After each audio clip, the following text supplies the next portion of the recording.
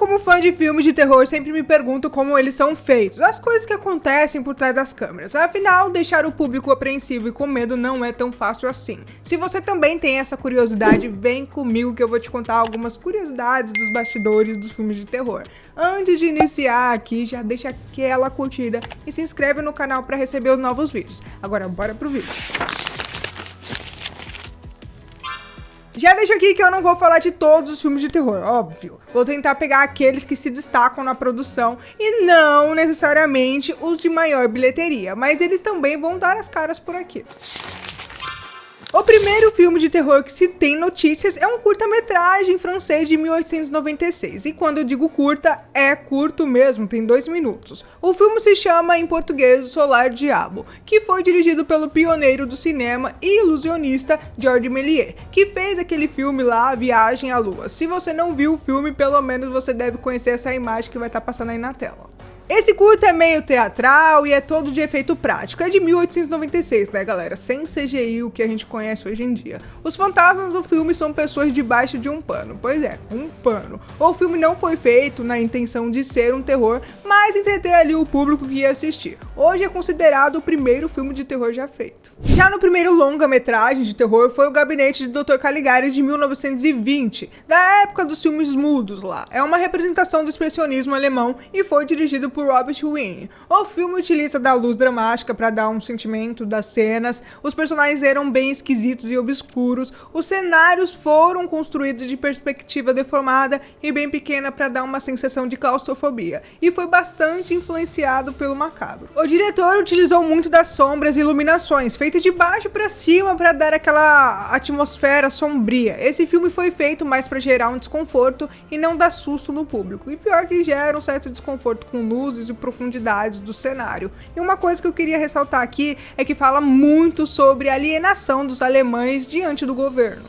Esse que eu vou citar aqui, que ainda é dessa época, é o filme Nosferatu. Tô citando ele porque logo vem um remake aí que tá previsto para esse ano ainda. O filme de 1922 era para ser uma adaptação do livro de Bram Stoker sobre o Drácula. Porém, contudo, todavia, os direitos autorais não foram liberados, então deram um jeitinho aí e criaram o Nosferatu. Todo o filme foi gravado com efeitos práticos e com uma câmera só. Vale dar uma assistidinha já antes que o remake bate aí na porta. Uma curiosidade que eu queria trazer aqui pra vocês é que esse filme foi banido da Suécia em virtude de horror excessivo. Levou nada menos que 50 anos para que o banimento fosse retirado, apenas em 1972.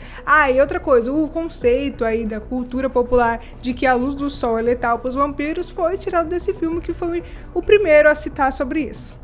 Os filmes de terror começaram a ganhar as bilheterias com Alfred Hitchcock, um gênio do gênero de suspense e terror. Psicose de 1960 foi um sucesso e foi aclamado pela crítica, principalmente pelas suas reviravoltas. E vou já deixar um spoiler gigantesco aqui pra vocês, que talvez vocês já estão cansados de saber, que a protagonista morre ainda no início do filme. A cena do chuveiro, por exemplo, era pra ser muda, mas o Hitchcock não gostou, então o compositor que fazia a trilha sonora do filme criou uma trilha específica para essa cena.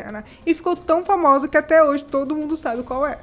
Psicose custou apenas $800 mil e faturou mais de 40 milhões de bilheteria. Para criar ali o sangue da cena do chuveiro foi utilizada calda de chocolate. Pois é, gente. E uma outra coisa que me chamou muita atenção no filme foi a brincadeira de Hitchcock com a lingerie de Marion. Antes de roubar o dinheiro, a peça era branca, que significa limpa e pura. E depois do roubo, ela tá escura, suja e má. E quando ela devolve o dinheiro, volta a ser branca. Para conseguir filmar debaixo do chuveiro, teve que ser construído um chuveiro especial para que a água que saísse não molhasse a câmera, mas sim em volta dela. Anthony Perkins não gravou lá a cena do chuveiro, porque ele estava em Nova York se preparando para uma obra teatral. Em seu lugar foi colocado um técnico com características parecidas com a dele. Uma das curiosidades tristes e que é uma mórbida coincidência é a dublê do corpo de Janet, que fez cerca de metade das cenas do chuveiro, Mara Jones. Foi assassinada por esfaqueamento morto 28 anos depois de filmar Psicose. O assassino era um doente mental que tinha como alvo mulheres mais velhas.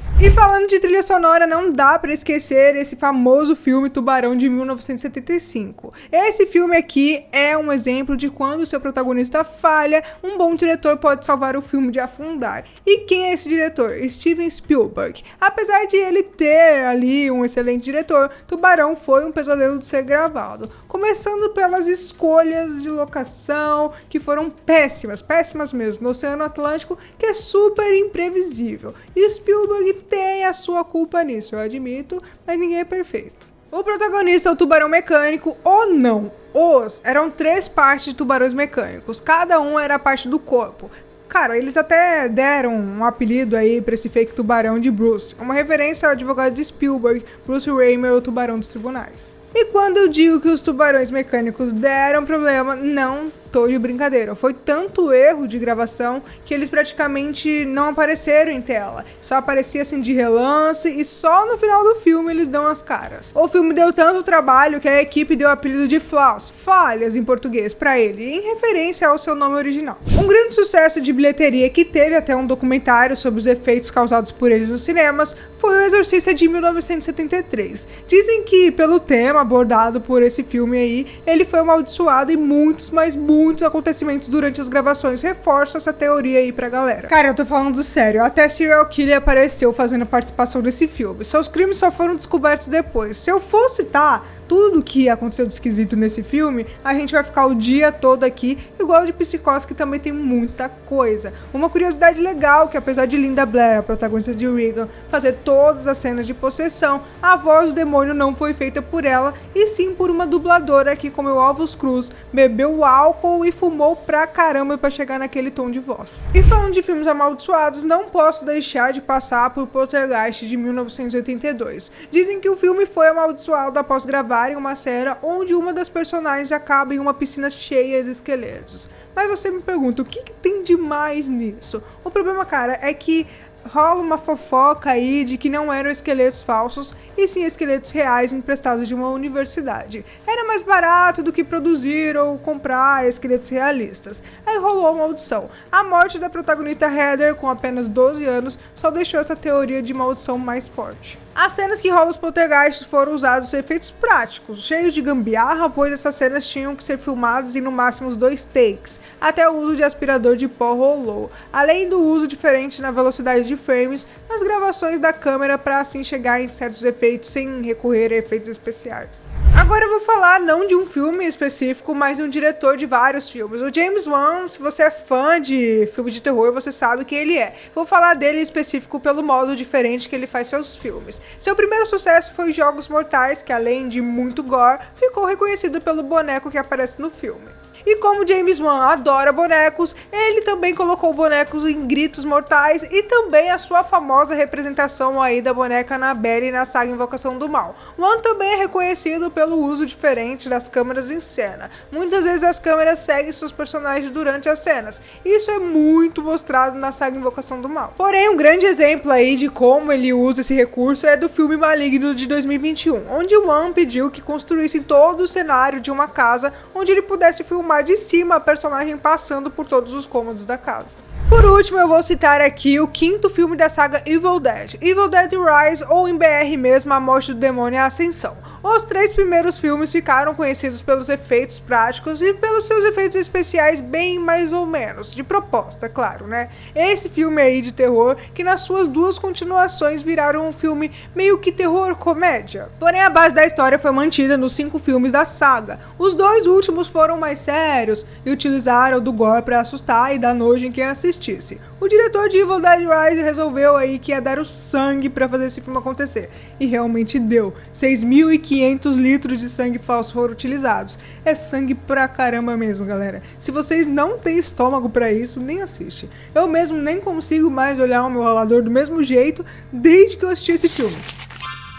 Então é isso, gente. Chegamos ao final de mais um vídeo aqui do canal. E pra você, quais curiosidades mais te surpreenderam? Quais filmes aí de terror que são os seus favoritos? Me deixe saber aí nos comentários. Ah, e outra coisa, não esqueçam de curtir aqui pra fortalecer o canal e já se inscreve pra ficar por dentro das novidades, hein? Bom, e por hoje é isso, galera. Um grande abraço e até o próximo vídeo.